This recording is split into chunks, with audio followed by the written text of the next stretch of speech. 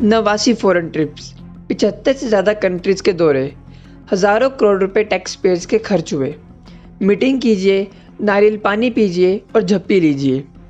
ये सब लाइन्स आपने एक यूट्यूबर की वीडियो में सुनी होगी। मैं उस यूट्यूबर का नाम तो नहीं ले सकता, लेकिन नाम मेल खाता है दुग्गल साहब से। तो ये जनाब ने लास्ट मंथ एक वीडियो अपलोड करी थी इंडियन फॉरेन पॉलिसी फेलियर के ऊपर।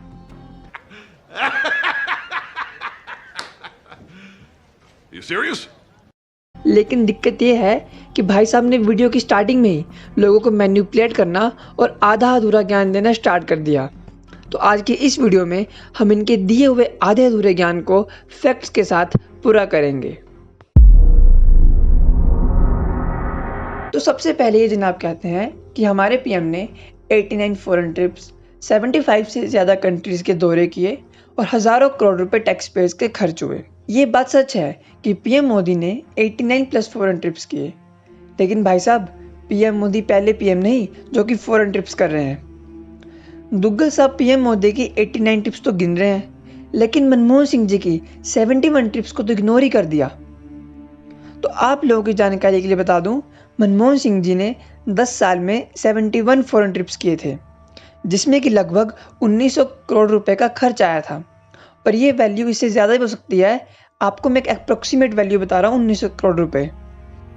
वहीं पीएम मोदी जी की 89 ट्रिप्स में 2280 करोड़ रुपए का खर्च आया।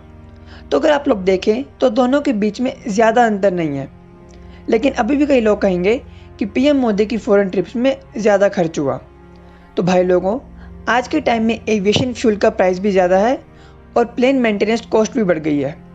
तो अगर आप इन सब वैल्यूज़ को ऐड करोगे तो अंतर काफ़ी कम हो जाएगा। अब दुग्गल साहब कहते हैं कि इन सब का रिजल्ट क्या रहा। तो सुन भाई, पीएम मनमोहन सिंह जी के दौरान total FDI inflow 308.38 billion US dollar था। वहीं पीएम मोदी जी के time FDI inflow 748.78 billion US dollar था। तो आप देख सकते हैं कि पीएम मोदी जी के टाइम एफडीआई इनफ्लो लगभग 2.4 टाइम्स है। और ये सिर्फ एफडीआई तक सीमित नहीं, यूएनसीटीएडी की ग्लोबल रैंकिंग के अनुसार 2025 तक इंडिया दुनिया के टॉप 15 एफडीआई डेस्टिनेशन में शामिल है। अब भाई साहब कहते हैं कि 2008 में 26/11 आतंकी हमले के बाद प्रेसिडेंट बराक ओबामा ने बड़ा सपोर्टिव स्टेटमेंट दिया था कि India has right to self defence. और 2009 में पीएम मनमोहन सिंह और प्रेसिडेंट ओबामा ने जॉइंट स्टेटमेंट दी, जिसमें कि पाकिस्तान और अफगानिस्तान के टेरर ग्रुप्स के अगेंस्ट शेयर्ड इंटरेस्ट की बात करी। बिल्कुल सही, ये स्टेटमेंट्स प्रेसिडेंट ओबामा द्वारा दिए गए।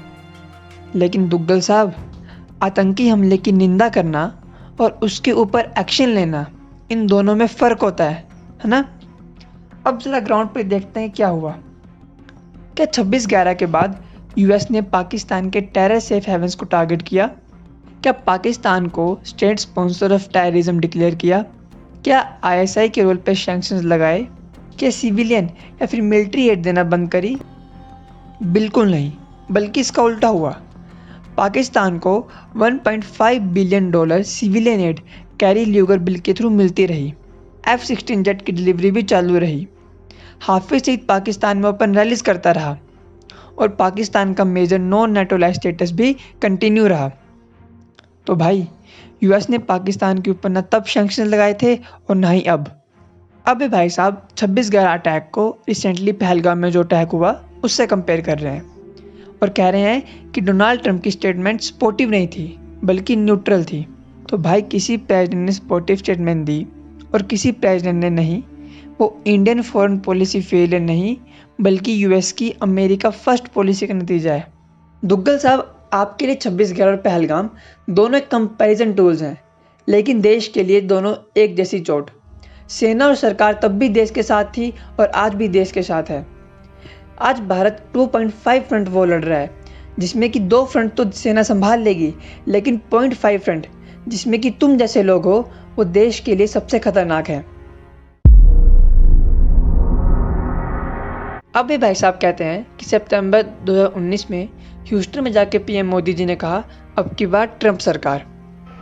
अब की बार ट्रम्प सरकार। भाई यार वीडियो में से पहले रिसर्च तो कर लेता थोड़ी सी, और अगर रिसर्च नहीं करनी थी तो स्पीच सुन लेता। लेकिन नहीं, तुम्हें तो किसी ने स्क्रिप्ट दी और तुमने वही स्क्रिप्ट कैमरे के आगे बोल दी। और जिस लाइन पे तुम अभी रो रहे हो ना, और उस टाइम ऑपोजिशन रो रही थी, वो लाइन ट्रंप ने खुद 2016 में इंडियन अमेरिकन कम्युनिटी के लिए बोली थी। Abi ki bar Trump sarkar. मतलब अब की बार ट्रंप सरकार, ये स्लोगन मोदी जी ने नहीं बल्कि ट्रंप ने अपने कैंपेन में कहा था। तो जो लाइन ट्रंप खुद बोल चुका था उसे मोदी जी ने कोट कर दिया, तो भाई दखलंदाजी कैसे हो गई। और अगर दुग्गल साहब स्पीच ध्यान से सुनते तो मोदी जी ने कहा था the words of candidate Trump. The words of candidate Trump.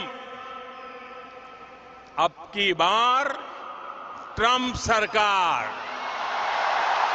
और अगर मोदी जी की स्टेटमेंट इलीगल इंटरफेरेंस होती है ना भाई, तो यूएस सेनेट में इंक्वायरी होती, फॉरेन इन्फ्लुएंस इन्वेस्टिगेशन होती।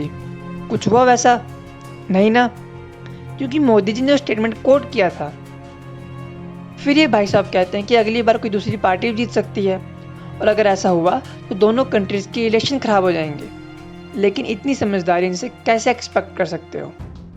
तो दुग्गल साहब, जो कंट्री चला रहे हैं ना, वो आपसे 1000 गुना समझदार होंगे, ठीक है? और वो आपके जैसे व्हाट्सएप यूनिवर्सिटी का ज्ञान लेके लोगों को मैनिपुलेट नहीं करते। और अगर भाई आपकी बात सच होती तो बाइडेन के आते ही इंडिया यूएस के इलेक्शन क्रैश हो जाते। पर हुआ क्या? 2021 में बाइडेन के अंडर क्वाड का फुल फ्लैश समिट हुआ। 2023 में मोदी जी का स्टेट विजिट हुआ, रेयर हाईएस्ट ऑनर, जिसमें फुल स्टेट रिसेप्शन दिया गया। डिफेंस पार्टनरशिप और टेक्नोलॉजी ट्रांसफर हुए। तो भाई कौन सी पार्टी के आने से इलेक्शन खराब हो गए? अब इसके बाद ये भाई साहब पीएम इंदिरा गांधी को ले आए और कहते हैं कि उनके टाइम में भी यूएस ने इंडिया को सपोर्ट नहीं किया, और प्रेसिडेंट रिचर्ड निक्सन ने 1970 में पाकिस्तान को सपोर्ट किया और इंडिया को धमकी दी कि वो अपने 7th फ्लीट को इंडियन ओशन में मूव कर रहे हैं। लेकिन पीएम इंदिरा गांधी ने बड़े साफ शब्दों में कहा कि भारत इन सबसे इंटीमिडेट नहीं होने वाला। यही कारण है कि बाद में जाकर 1971 की वॉर हुई और बांग्लादेश का जन्म। मतलब दुग्गल साहब का सही है, या तो आधा अधूरा ज्ञान दे दो या फिर बिना रिसर्च के कुछ भी बोल दो।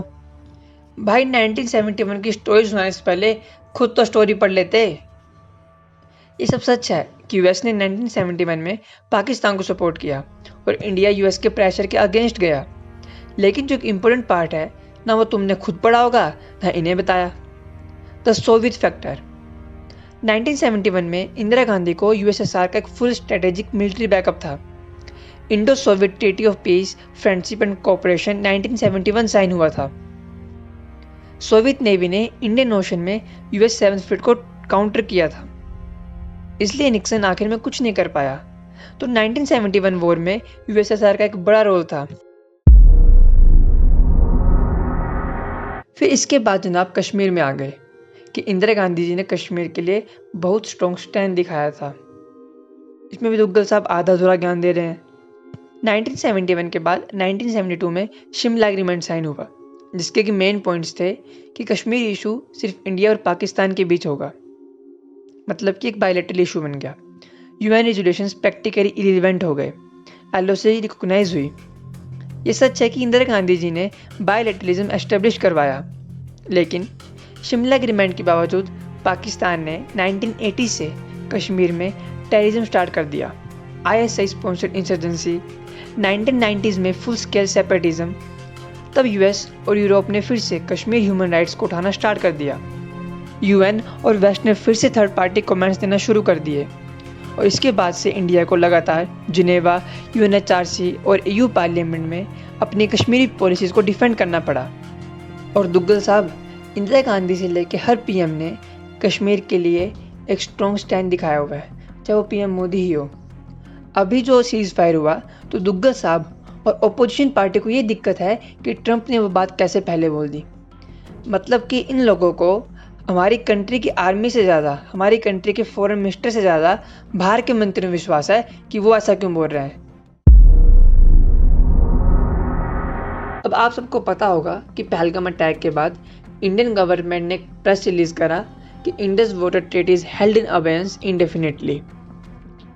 मतलब ये सस्पेंड नहीं हुई है। अब मैं आपको एक बात बताना चाहता हूँ कि सस्पेंड और हेल्ड इन अबेयंस दोनों में फ़र्क होता है। लेकिन हमारे दुग्गल साहब जी ने तो इसे सस्पेंड ही करवा दिया और कहने लगे कि इंडस वाटर ट्रीटी सस्पेंड होने के बाद पाकिस्तान ने भी शिमला एग्रीमेंट सस्पेंड कर दिया। अरे दुग्गल साहब, इतने नालायक हो आप? वीडियो बनाने से पहले रिसर्च तो कर लेते कि पाकिस्तान शिमला एग्रीमेंट को सस्पेंड कर भी सकता है नहीं। मतलब अपने मन से कुछ भी बोल दो। तुम्हारे व्यूज़ तो मूर्ख हैं कि बिना रिसर्च कर तुम्हारी बातों को सच मान लेते हैं। तो आप सबको मैं बता दूं, पाकिस्तान एक तरफा तौर पर शिमला एग्रीमेंट को सस्पेंड या टर्मिनेट नहीं कर सकता। Vienna convention on the law of treaties 1969 के अनुसार एक बायलैटरल ट्रीटी तभी टर्मिनेट की जा सकती है जब दोनों पार्टियां सहमत हो, और शिमला एग्रीमेंट एक बायलैटरल ट्रीटी है। यूनिलैटरल सस्पेंशन या अबेयंस तब तक वैध नहीं मानी जाती जब तक कोई फंडामेंटल ब्रीच ना हुआ हो, और इंडिया ने जब कोई ब्रीच ही नहीं किया तो ट्रीटी कैसे सस्पेंड हो गई? इसके बाद दुग्गल साहब कहते हैं कि मोदी जी कहते थे कि भारत दुनिया पे प्रेशर डाल सकता है, लेकिन आईएमएफ ने तो पाकिस्तान को लोन दे दिया, तो क्या हुआ वो प्रेशर?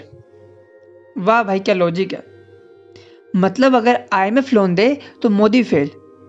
तो भाई जब मनमोहन सिंह जी के दौर में हाफिज सईद पाकिस्तान में रैलियां कर रहा था और यूएस F-16 डिलीवरी भेज रहा था, तब फॉरेन पॉलिसी का कौन सा थर्मामीटर यूज़ हो रहा था? तब क्या फॉरेन पॉलिसी फेल नहीं थी? और भाई आईएमएफ कोई मोहल्ला पंचायत नहीं है। आईएमएफ एक ग्लोबल फाइनेंशियल इंस्टीट्यूशन है जहाँ डिसीजन वोट शेयर से होते हैं, ना कि किसी के भावनात्मक भाषण से। और इंडिया का आईएमएफ एग्जीक्यूटिव बोर्ड में वोट शेयर सिर्फ 2.63% है, जबकि अकेले अमेरिका का वोट शेयर 16.49%। और बाकी की players Japan, Germany, France, UK और सऊदी अरेबिया हैं। और लोन अप्रूव हुआ मेजॉरिटी वोट से।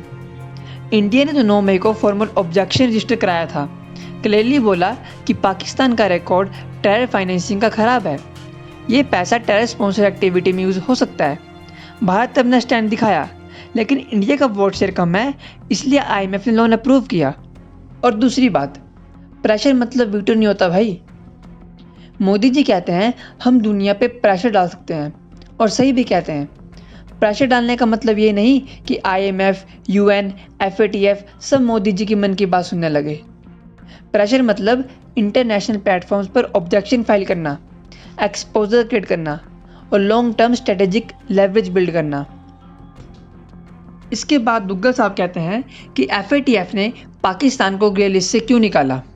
अक्टूबर 22 में पाकिस्तान को ग्रे लिस्ट से बाहर निकाला गया क्योंकि उन्होंने 34 एक्शन पॉइंट्स पूरे कर लिए, पेपर पे और ऑन ग्राउंड दोनों पे। अब ये चाहे चाइना, टर्की, अजरबैजान की लॉबिंग से हुआ हो या यूएस की पॉलिटिकल बैलेंसिंग से, इंडिया का रोल सिर्फ अपोज करना था, जो कि इंडिया ने किया। और FATF फ्लोर पे इंडिया ने अपनी पोजीशन भी क्लियर रखी। और दुग्गल साहब, IMF लोन एक फाइनेंशियल इमरजेंसी का हिस्सा होता है। उससे किसी देश की ग्लोबल डिप्लोमेसी की वैल्यू जज करना वैसा ही है जैसे किसी बच्चे का रिपोर्ट कार्ड पानी में भीग जाए और उसे बोले कि अब तेरा फ्यूचर खराब है। तो दुग्गल साहब, अगर हमारी फॉरेन पॉलिसी फेल है तो अब मैं जो आपको बताने वाला हूँ ये सब कैसे हो गया। पहली बार किसी इंडियन PM ने इजराइल विजिट किया, जहाँ पे 7 MOU साइन हुए, defence tech, cyber security, agriculture और स्पेस। US के मेजर डिफेंस पार्टनर का स्टेटस, और ये डेजिग्नेशन सिर्फ इंडिया को दिया गया। इसका मतलब strategic defence tech sharing possible हुआ। और S-400 डील के बावजूद इंडिया को कैट्सा वेवियर दिया गया। US लॉ के अकॉर्डिंग किसी भी कंट्री को रशियन डिफेंस डील्स के बदले सैंक्शंस मिलते, लेकिन इंडिया को वेवियर दिया गया। और भाई, अगर इतना सब होने के बाद भी एक IMF लोन को फॉरेन पॉलिसी की हार माना जाए तो भाई तेरी लॉजिक की गंगा ना उल्टी बह रही है। फिर इसके बाद भाई साहब कहते हैं कि PM मोदी टर्की गए, G20 में एक लंबा सा हैंडशेक। क्या नतीजा निकला इस सब जिगरी दोस्ती का? ज़रूरत पड़ने में तो टर्की ने पाकिस्तान को डायरेक्ट सपोर्ट किया। तो दुग्गल साहब, पहले थोड़ी हिस्ट्री तो पढ़ लेते। ये नई बात नहीं है कि टर्की पाकिस्तान को सपोर्ट कर रहा है, वो 1950 से ऐसा कर रहा है। और ये दोनों देश ऑर्गेनाइजेशन ऑफ इस्लामिक कोऑपरेशन के स्ट्रॉन्ग एलाइज हैं। और टर्की का पाकिस्तान को सपोर्ट करना इंडियन पॉलिसी फेलियर नहीं, बल्कि उनकी आइडियोलॉजी का रिजल्ट है। और रही बात मीटिंग्स और हैंडशेक की, तो मोदी जी ने टर्की के प्रेसिडेंट से मीटिंग्स करी, क्योंकि भारत हर देश के साथ डायलॉग मेंटेन करता है, चाहे आइडियोलॉजिकल डिफरेंस हो या रीजनल टेंशंस। और भारत ही नहीं बल्कि दुनिया की हर कंट्री ऐसा करती है।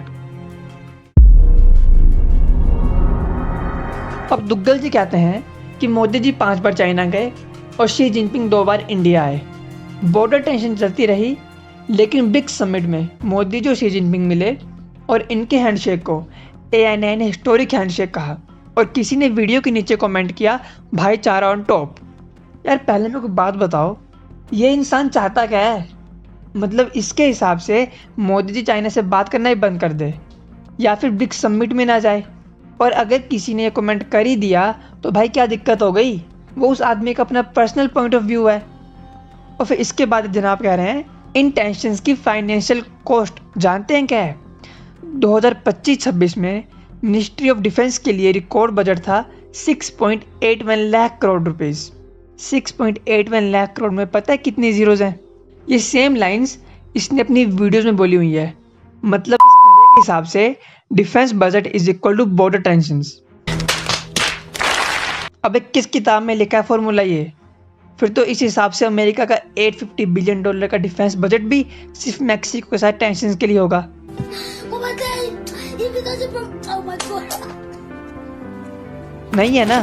इंडिया के डिफेंस बजट में missile tech, drone warfare, cyber command, pension reforms, R&D, soldier salary, war preparation, border infrastructure, ये सब आता है इस बजट में। और ये इंसान बोल रहा है टेंशन का खर्चा। दुग्गल साहब पहले तो अपने दिमाग का ना MRI करवाओ। तो आप सबको पता होगा कि हाल में ही PM Modi ji SCO meeting के लिए चीन गए। तो दुग्गल साहब और सोशल मीडिया में बैठे हुए कुछ फॉरेन पॉलिसी एक्सपर्ट और अपोजिशन, इन सबके दिमाग खराब हो गए और एक नया नैरेटिव स्टार्ट कर दिया कि PM मोदी जी ने गलवान में शहीद हुए जवानों को इग्नोर किया और मीटिंग के लिए चीन चले गए। मतलब इनकी फॉरेन पॉलिसी के हिसाब से तो PM मोदी को चाइना से बात करना बिल्कुल बंद कर देनी चाहिए थी। अब जरा एक बार हिस्ट्री पढ़ लेते हैं। 2008 में 26 आतंकी हमले में 166 इंडियन शहीद हुए थे। मतलब इनकी फॉरेन पॉलिसी के हिसाब से तो उस वक्त यूपीए गवर्नमेंट को पाकिस्तान के साथ बात करना ही नहीं बल्कि अपने सब रिश्ते बंद कर देने चाहिए थे। लेकिन हुआ क्या? इस हमले के 2 साल बाद 2010 में यूपीए गवर्नमेंट ने पाकिस्तान को $25 मिलियन की एड दी। हाँ भाई, $25 मिलियन, वो भी उस पाकिस्तान को जिसके हाथ पे 26/11 का खून था। तो यार एक तरफ तुम कहते हो कि मोदी जी ने गलवान के शहीदों को इग्नोर किया और दूसरी तरफ तुम ही लोग 166 भारतीयों को इग्नोर करके पाकिस्तान को $25 मिलियन की एड दे रहे थे। तो यार कौन से डबल स्टैंडर्ड में जी रहे हैं लोग ये? और भाई सच यही है कि जो लोग अभी मोदी जी को क्रिटिसाइज कर रहे हैं उन्हें पहले अपनी हिस्ट्री पढ़ लेनी चाहिए कि तुम लोगों ने क्या किया था। अब जो अगली बात बोली है दुग्गल साहब ने, इससे ये तो कंफर्म हो गई बात कि इससे बड़ा मूर्ख इंसान कोई नहीं होगा इस दुनिया में। तो हमारे विदेश मंत्री डॉक्टर एस जयशंकर जी ने 2023 के क्रिकेट महोत्सव में कहा कि foreign policy is not a chess, it's more like a T20 cricket. मतलब कि उन्होंने फॉरेन पॉलिसी को T20 क्रिकेट से कंपेयर कर लिया। और भाई साहब दुग्गल जी की तो रातों की नींद ही उड़ गई। उनको प्रॉब्लम हो गई कि फॉरेन पॉलिसी को क्रिकेट से कंपेयर क्यों कर दिया। क्यों भाई, ये किसी इंटरनेशनल लॉ के वोलेशन में आता है क्या?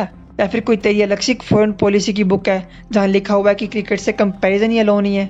और थोड़ा सा दिमाग लगाता ना तो समझ आता कि आज के मल्टी पावर वर्ल्ड का एकदम सही एक्सप्लेनेशन था ये। रशिया यूक्रेन वॉर, कल क्या होगा कुछ पता नहीं है। गल्फ का ऑयल के नाम पे प्रेशर बनाए, कुछ फिक्स नहीं है। और यूएस भाई उसके हर 6 महीने में नए मोड़ आते हैं और ये सब एक T20 मैच की तरह अनप्रिडिक्टेबल है। तो अगर एस जयशंकर जी ने फॉरेन पॉलिसी को क्रिकेट से कंपेयर कर ही दिया तो क्या प्रॉब्लम हो गई? लेकिन हमारे फॉरेन पॉलिसी एक्सपर्ट दुग्गल जी को इतना बुरा लगा कि कहने लगे कि मैं तो विदेश मंत्री जयशंकर जी को यही कहना चाहूँगा कि अगर आप हमारे देश की अच्छी फॉरेन पॉलिसी चाहते हैं तो एक काम कीजिए, इस्तीफा दे दीजिए। आपका एटीट्यूड, आपका बात करने का ढंग, आपका स्टाइल सूटेबल नहीं है अच्छी फॉरेन पॉलिसी के लिए। Stop it. Get some help. अबे गधे, एडवाइस देने से पहले अपनी क्रेडिबिलिटी चेक कर ले। अगर शशि थरूर जी बोलते कि जयशंकर जी को रिजाइन कर देना चाहिए मैं तब भी मानता, क्योंकि उनका नॉलेज जयशंकर जी के बराबर का है। लेकिन एक ऐसा इंसान जिसका करियर यूट्यूब और पार्टियों की चाटने से चला हुआ है, वो फॉरेन मिनिस्टर को फॉरेन पॉलिसी सिखा रहा है। वाह भाई, ये तो वही बात हो गई यार कि किसी एम्प्लॉय ने कंपनी से रिज़ाइन किया और बाद में उसके सीईओ को सिखा रहा है कि कंपनी कैसे चलानी है। तो दुग्गल साहब, अगली बार ना मुंह खोलने से पहले ना एक बार रिसर्च कर लेना, क्योंकि हर बार ओपिनियन होना ज़रूरी नहीं होता, कभी कभी क्वालिफिकेशन ही मैटर करती है। और ये दुग्गल साहब की पुरानी आदत है कि आधा अधूरा ज्ञान देके लोगों को मैनिपुलेट करना। और जो लोग इसकी वीडियोस देखते हैं ना भाई, वीडियोस देखने के बाद रिसर्च भी करो कि क्या सच है और क्या झूठ। ये नहीं कि दुग्गल जी ने जो बोला वो सच्ची होगा। तो दोस्तों, अगर आपको लगता है कि इस वीडियो ने आपको कुछ नया सोचने, समझने या जानने का मौका दिया हो, तो इसे ज़रूर शेयर कीजिए, ताकि सच और क्लैरिटी सिर्फ आप तक ही नहीं, उन तक भी पहुँचे जिनके लिए अभी भी वायरल हेडलाइंस और रील्स ही पूरा सच होती हैं। और हाँ, मैंने इस वीडियो में जितने भी फैक्ट्स, डाटा पॉइंट्स या ऑफिशियल स्टेटमेंट्स कोट किए हैं, उन सब के सोर्सेज आपको डिस्क्रिप्शन में मिल जाएंगे। तो एक बार ज़रूर वहाँ जाके खुद चेक करिएगा, क्योंकि सच के लिए सिर्फ सुनना काफ़ी नहीं, बल्कि समझना भी ज़रूरी होता है। मिलते हैं अगले वीडियो में, तब तक के लिए सोचते रहिए और भारत की जर्नी को सब्सक्राइब कीजिए। जय हिंद।